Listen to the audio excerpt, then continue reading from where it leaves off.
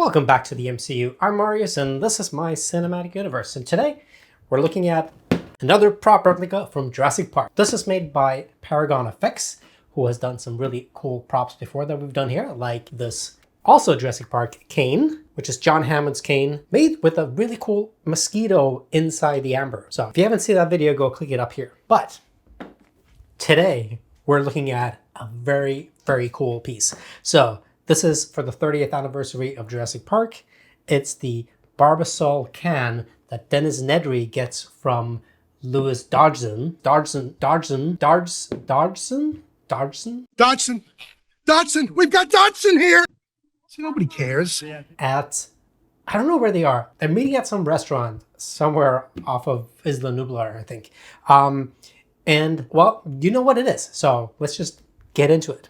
First off, the box is nice. It's got this, I don't know, this like kind of print, which I like. I like boxes that have this kind of suede feel to the print. But before we open this box, make sure you collect that subscribe button and add that to your collection. The box is going to end up somewhere that I'm never going to see it again. So the box isn't that important. And here we go. The piece itself is right here, the Barbasol can. And fun fact, ooh, it's heavy. Since moving here to the States, I have been using Barbasol because you can really find it back in Norway. But when I saw it in the store here, I was like, gotta have the Barbasol. So I've been using Barbasol for a long time now, and that is because of this Barbasol can. So if there's product placement that worked, Barbasol definitely did a really good job. Ooh, it definitely looks different than the modern Barbasol cans. Ooh, now don't get too excited. The print is really nice for a can. It has the topper. It doesn't work, obviously. No menthol in this one. So Paragon was able to get into the archives at Universal to look at the actual props. So they were able to do a proper scan and they were able to get the exact dimensions and the graphics of the original can. So this should be as close to the actual prop as you can get. It looks like a Barbasol can right off the bat. One thing that I was surprised about was that I thought in the movie, Dennis has to unscrew it. The bottom screw's open.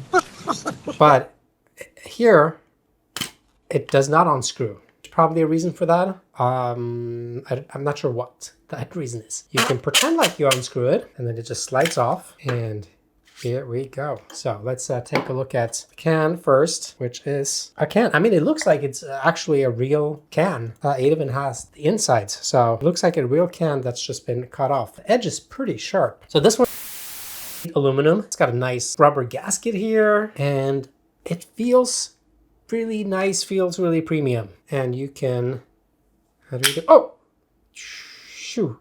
See that? That is very cool. Okay, reset it like this, I guess, and then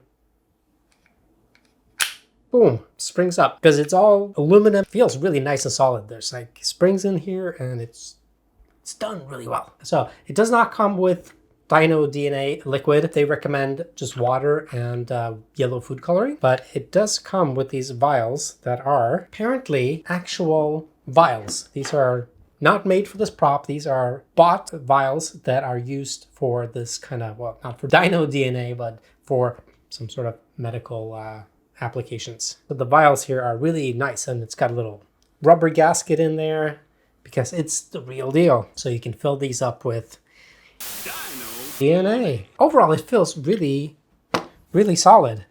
It feels like it could be a real thing.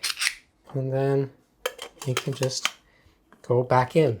And in addition to the can, you also get these extra bits. So you get 20 labels. They're the same, so it's a double set in case you mess up, I guess, of the Dino DNA labels for your vials. And something I have never seen anybody do, these are the studio labels. So these are the ones that sit on the prop at Universal Studios in the archives and let you know what they are, who used them and when, which is interesting. And it's interesting that it gets stored separately. So the Dino cold storage compartment is stored as one item, and the shaving cream outer shell is a second item. I wonder why they do that. So these are fun little prop replicas, studio labels. I have never seen that before. Another thing I like about this prop is that on the can itself, except maybe the underside, there's no can that says anything that it doesn't say on the real can. There's no copyright, there's no universal, there's nothing on here that is inaccurate. And the print is just so nice. It's just really crisp,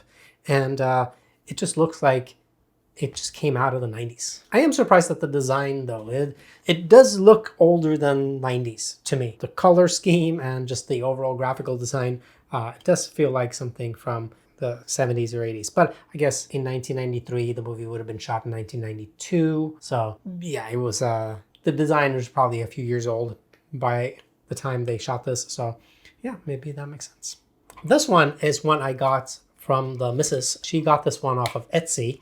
This one is 3D printed, but it is using a real can, but a modern can. So you can see, wow, the differences are quite substantial, color-wise and everything. This one, you have to unthread, and then are very different, but they got kind of the gist, the same shape on this one. They have the little red gasket O-ring, but the vials are huge in this one, and then they're, boom, normal sized in this one. There are lots of different options out there if you are looking to get one for yourself. Paragon FX one is a limited edition. I don't know how many there are, but once they run out, they will not make more. It retails for $3.99, and this one for quite a bit less, but it is definitely not as accurate.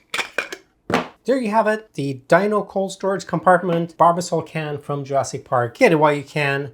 And if you like this video, maybe check out this video or maybe this one and see if there's something you might be interested in.